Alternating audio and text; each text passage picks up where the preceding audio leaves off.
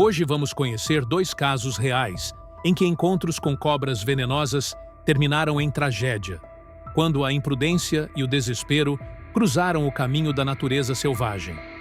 Número 1. Fama online. Até a morte. O erro fatal de Rohan Sharma. Era 15 de março de 2017, nas regiões rurais nos arredores de Pune, no estado de Maharashtra, na Índia. Os campos agrícolas se estendiam sem fim sob o sol da tarde. Essa área, conhecida pela fertilidade do solo e pelas práticas agrícolas tradicionais, vinha atraindo cada vez mais jovens em busca de renda alternativa por meio das redes sociais. Entre casas de fazenda isoladas e canais de irrigação, encontros com animais selvagens eram comuns, especialmente nos meses mais quentes, quando as cobras saíam de seus esconderijos de inverno. A proximidade com a Cordilheira dos Ghats Ocidentais criava condições ideais de habitat para diversas espécies venenosas, tornando os encontros com serpentes uma realidade infeliz para os moradores locais. Rohan Sharma, de 24 anos, funcionário de meio período em uma loja de eletrônicos, estava tentando construir sua presença online havia cerca de 8 meses, já acumulando 4.200 seguidores com acrobacias cada vez mais arriscadas. O conteúdo dele variava entre interações perigosas, com cães de rua agressivos e escaladas em prédios abandonados. Cada vídeo era pensado para atrair mais visualizações e engajamento. Colegas da loja de eletrônicos, principalmente seu amigo Pash, o alertavam com frequência sobre os riscos crescentes que ele assumia por fama online. O supervisor de Rohan já havia notado suas ausências frequentes e a queda de rendimento no trabalho à medida que ele ficava mais obcecado com a ideia de viralizar na internet. Nas 2 semanas anteriores ao incidente, Rohan vinha assistindo a vídeos sobre manejo de cobras, convencido de que o conteúdo com animais seria a chave para impulsionar seu canal.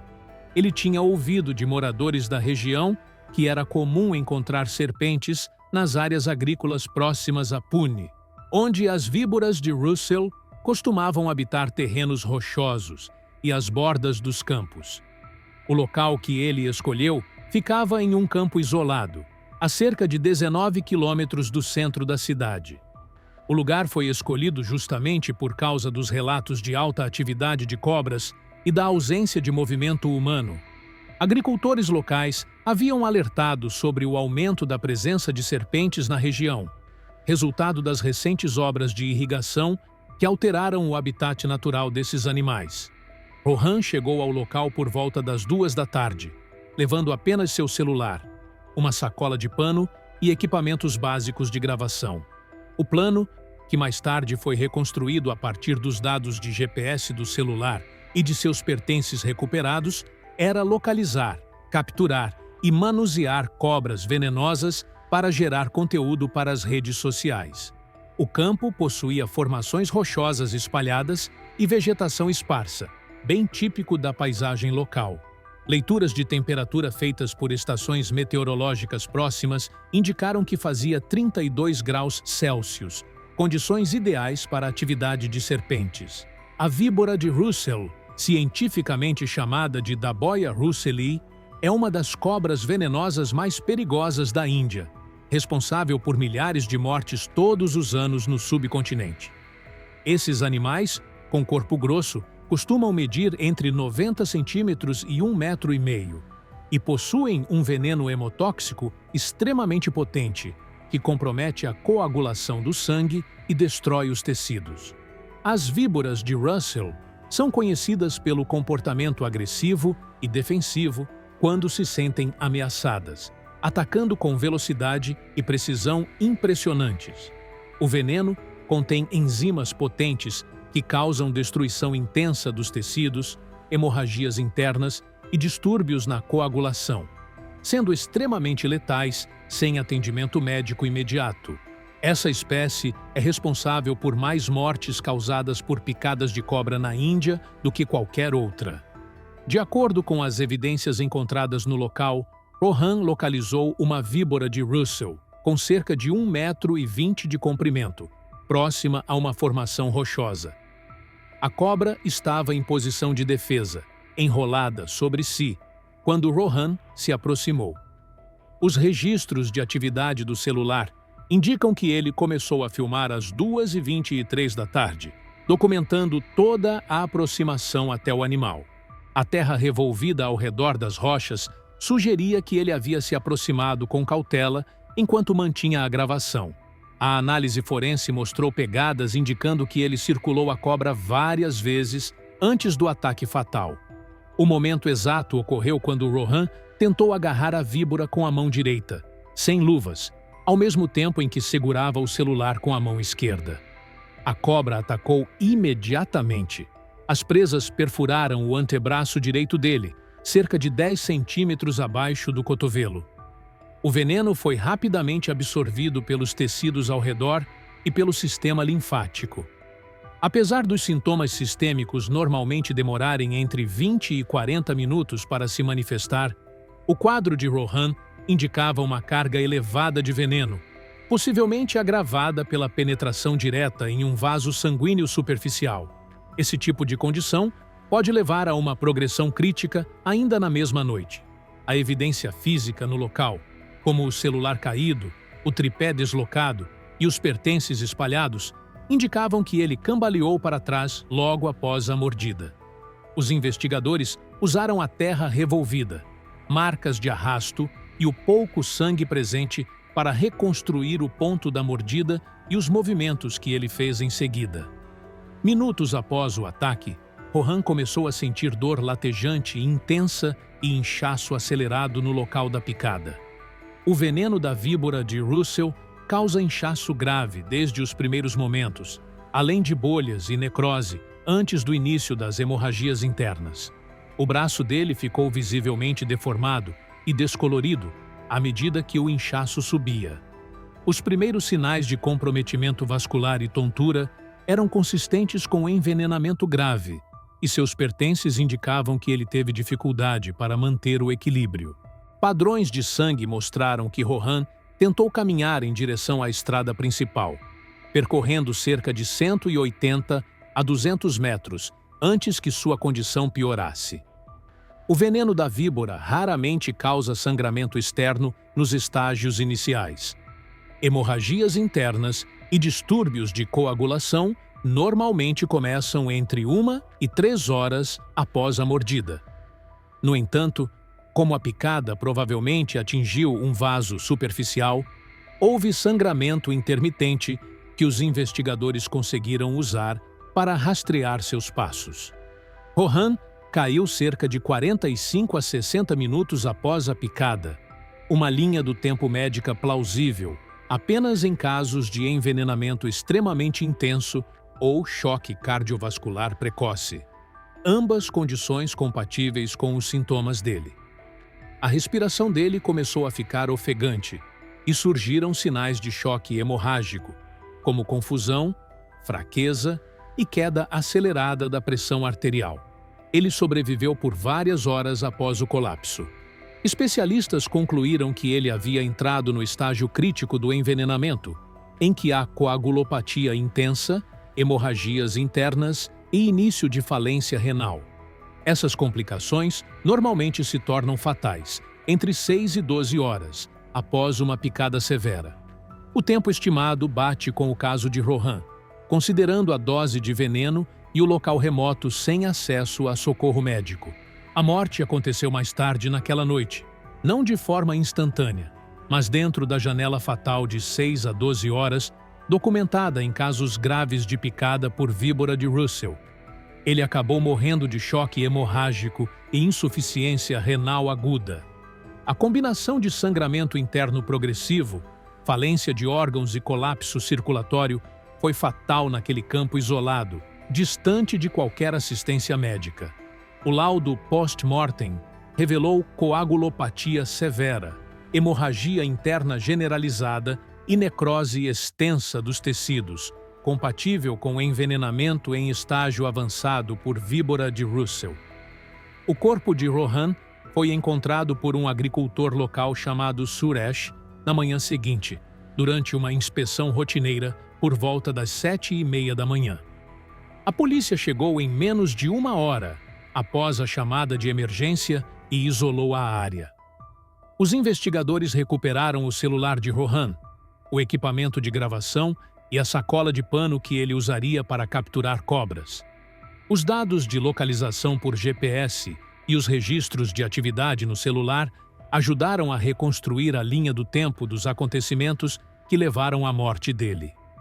A bateria do aparelho havia se esgotado às 6h47 da noite do dia anterior, confirmando que a picada ocorreu no início da tarde e a morte se deu mais tarde à noite. A autópsia realizada em uma unidade médica regional confirmou dano massivo nos tecidos, coagulopatia severa, hemorragia interna e falência renal aguda. Achados completamente consistentes com um quadro de envenenamento por víbora de Russell sem tratamento, evoluindo ao longo de várias horas. O exame toxicológico confirmou a presença de metabólitos do veneno da víbora e descartou o uso de álcool ou drogas. A família de Rohan ficou devastada com sua morte. Parentes afirmaram que não sabiam que ele vinha se envolvendo em atividades tão perigosas para criar conteúdo. Suas contas em redes sociais foram desativadas posteriormente. As autoridades locais aproveitaram o incidente para alertar jovens criadores sobre os riscos de tentar realizar acrobacias de alto risco em busca de fama na internet. O Departamento Florestal de Maharashtra divulgou novas diretrizes para pessoas que entram em áreas rurais conhecidas por atividade de serpentes. Programas educacionais foram lançados em escolas da região para aumentar a conscientização sobre segurança em relação a cobras e os perigos de manusear espécies venenosas. O caso foi oficialmente classificado como morte acidental, resultante de picada de cobra venenosa durante uma tentativa de produzir conteúdo para redes sociais. Número 2. O preço do desespero. A invasão fatal de Olivia Smith no coração do deserto. Era 23 de setembro de 2016, em uma comunidade isolada na periferia de North Scottsdale, no estado do Arizona, nos Estados Unidos, onde condomínios de alto padrão dividiam espaço com a paisagem intocada do deserto de Sonora. Essa área era marcada por casas de luxo construídas na divisa direta com terras de preservação ambiental, criando um contato único entre moradias humanas e o terreno selvagem.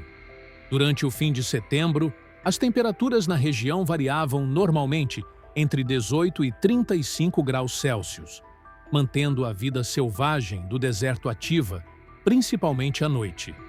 Nos últimos meses, a comunidade vinha registrando um aumento significativo no número de encontros com cascavéis, consequência de uma seca prolongada que levava os animais a buscar fontes de água mais próximas das residências. Olivia Smith, técnica de enfermagem de 31 anos, trabalhava no turno da noite em uma unidade de saúde regional e vinha enfrentando uma escalada de dívidas relacionadas ao vício em jogos de azar, acumuladas ao longo dos últimos 18 meses. Sua situação financeira havia chegado a um ponto crítico. Ela corria o risco de ser despejada do apartamento e já havia esgotado todas as formas legítimas de crédito. Colegas do hospital notavam seu estresse crescente e faltas frequentes, mas ninguém tinha ideia da gravidade de sua situação financeira nem das medidas desesperadas que ela estava disposta a tomar. Durante 2 meses antes do ocorrido, Olivia vinha observando sistematicamente bairros de classe média em Scottsdale, identificando casas cujos donos estavam ausentes e que apresentavam pontos de entrada vulneráveis. O método que ela usava envolvia monitorar os hábitos dos moradores durante suas folgas, anotando quando as casas ficavam vazias por períodos prolongados e escolhendo aquelas com pouca ou nenhuma segurança. A residência que ela escolheu como alvo pertencia a Harold Davis, um aposentado idoso cujo cotidiano Olivia havia estudado por 3 semanas. A casa da família Davis era uma construção térrea no estilo rancho, erguida em 1987, com um deck de madeira nos fundos elevado cerca de 90 centímetros em relação ao solo do deserto. A propriedade fazia divisa direta com a área de preservação ambiental, onde animais selvagens circulavam livremente entre o terreno natural e as estruturas residenciais em busca de abrigo e água. Vizinhos da região frequentemente relatavam encontros com javalis selvagens, coiotes e várias espécies de serpentes, especialmente nos meses mais quentes, quando os animais buscavam refúgio do calor embaixo das casas e varandas. Olivia havia notado que o casal idoso costumava deixar a porta de correr dos fundos destrancada e que haviam saído de viagem 5 dias antes, rumo à Califórnia, para visitar parentes. O plano dela, posteriormente reconstruído com base em evidências e depoimentos, era acessar a casa pelo fundo, evitando as câmeras de vigilância da frente e entrando pela porta dos fundos, que ela já sabia estar acessível.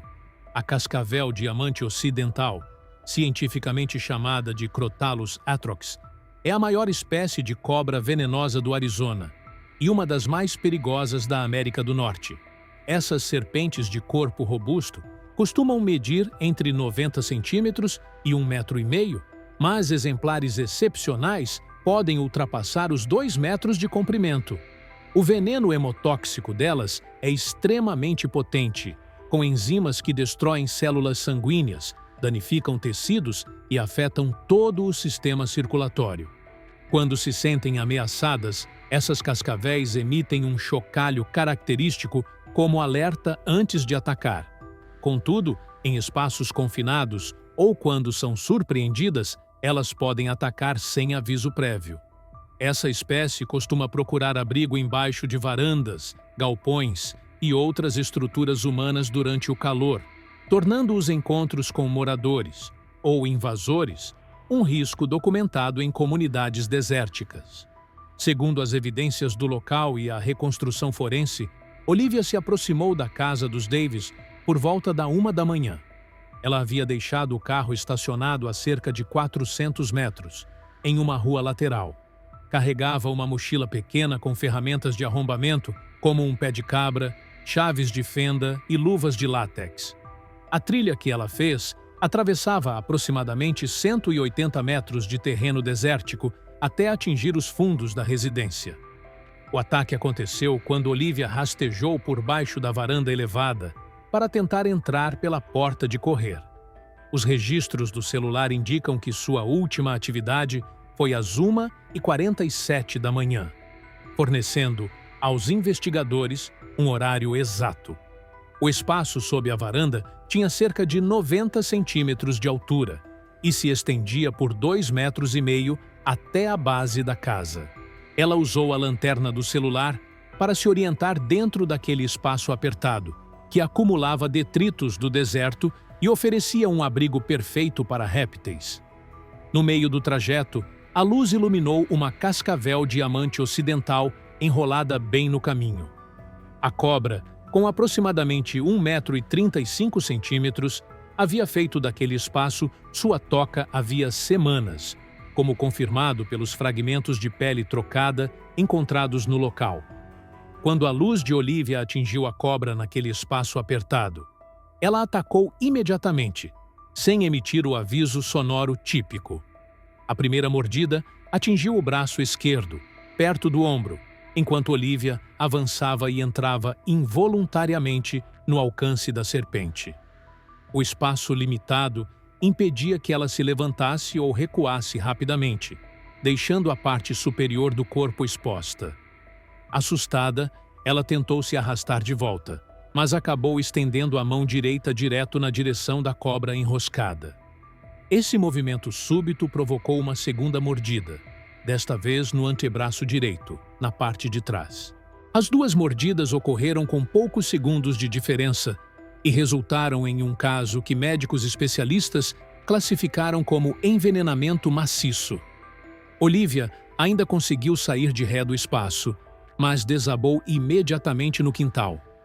A dupla envenenação havia injetado uma quantidade de veneno muito acima dos níveis considerados sobrevivíveis sem o uso rápido de soro antiofídico. O celular dela foi danificado durante o ataque, provavelmente por impacto ou umidade, impossibilitando qualquer tentativa de pedir socorro. O veneno começou a agir imediatamente, causando dores intensas, inchaço acelerado nos 2 locais da mordida e sintomas sistêmicos graves. Em cerca de 30 minutos, os 2 pontos atingidos já estavam visivelmente deformados, com o ombro esquerdo e o antebraço direito bastante inchados. O veneno hemotóxico começou a destruir glóbulos vermelhos e a danificar as paredes dos vasos sanguíneos, provocando hemorragias internas e queda de pressão arterial. A respiração de Olivia foi ficando mais difícil à medida que o veneno comprometia o sistema circulatório e a química do sangue. A dose elevada provocou um colapso rápido na capacidade do corpo de coagular o sangue. Ela começou a sangrar tanto nos locais das mordidas quanto internamente. A pressão sanguínea caiu a níveis críticos à medida que o veneno continuava a destruir seu sistema de forma generalizada. Dentro de 1 hora após as picadas, Olivia perdeu a consciência por conta de choque hemorrágico. A morte ocorreu várias horas depois da envenenação inicial, à medida que o sistema circulatório entrava em colapso progressivo e os órgãos iam falhando um após o outro. A interferência do veneno na coagulação sanguínea causou hemorragias internas intensas, enquanto a destruição dos tecidos e o colapso metabólico sobrecarregaram os rins e o sistema cardiovascular. A combinação de coagulopatia e falência múltipla de órgãos foi fatal, apesar da idade e da saúde anterior de Olivia. A necrópsia revelou hemorragia interna generalizada, falência completa na coagulação e necrose severa nos tecidos, condizentes com um caso avançado de envenenamento por cascavel diamante ocidental. A vizinha, Sra. Patterson, encontrou o corpo de Olivia às 6h30 da manhã, enquanto passeava com o cachorro ao longo da divisa da reserva. Ao ver o corpo no quintal dos Davis, ligou imediatamente para os serviços de emergência. Polícia e paramédicos chegaram em poucos minutos, mas Olivia já estava morta havia várias horas. O detetive Ray Martinez conduziu a investigação, que rapidamente apontou a natureza criminosa da presença dela na residência.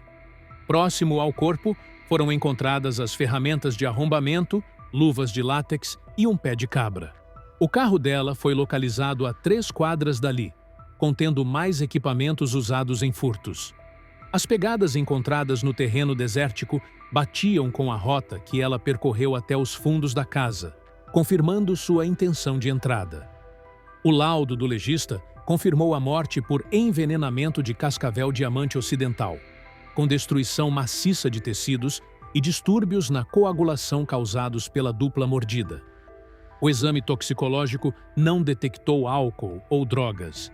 A investigação revelou que Olivia acumulava dívidas pesadas por conta do vício em jogos, o que explicava a motivação para a tentativa de roubo. A família dela ficou em choque ao descobrir as atividades ilegais e o vício em apostas, dizendo não ter conhecimento dos problemas financeiros. O empregador dela confirmou que Olivia apresentava queda no desempenho e faltas injustificadas recentemente. O caso destacou como o desespero pessoal pode se cruzar de forma trágica com a vida selvagem em regiões desérticas. A morte foi oficialmente classificada como acidental, ocorrida durante a prática de um crime. As autoridades locais usaram o caso para alertar os moradores sobre a importância de proteger bem suas casas e de contratar serviços profissionais para lidar com animais selvagens. A família Davis, ao retornar de viagem, se deparou com a casa transformada em uma cena de crime. Mas, ainda assim, demonstraram empatia com a família de Olivia, apesar das circunstâncias. Embora o encontro fatal de Olivia com a serpente mais perigosa do Arizona tenha sido consequência de uma tentativa criminosa, o caso mostrou como o desespero humano pode resultar em confrontos fatais com predadores selvagens. Um fenômeno que continua a ocorrer em todo o mundo. Das florestas remotas do Sudeste Asiático até os centros urbanos da América do Sul, Predadores de topo continuam a tirar vidas de maneiras inesperadas, desafiando as expectativas humanas e forçando uma nova reflexão sobre nosso entendimento do comportamento animal. Essas histórias reais nos lembram que a natureza não perdoa a imprudência, seja motivada por fama ou desespero. Quando humanos ultrapassam limites em busca de objetivos pessoais, os encontros com predadores podem ter consequências irreversíveis e muitas vezes fatais. Se tiver gostado do vídeo, deixe seu like e inscreva-se em nosso canal para acompanhar todas as novidades. Continue por aqui e assista a mais vídeos clicando em um desses vídeos que estão aparecendo na sua tela. Cuidem-se, amigos!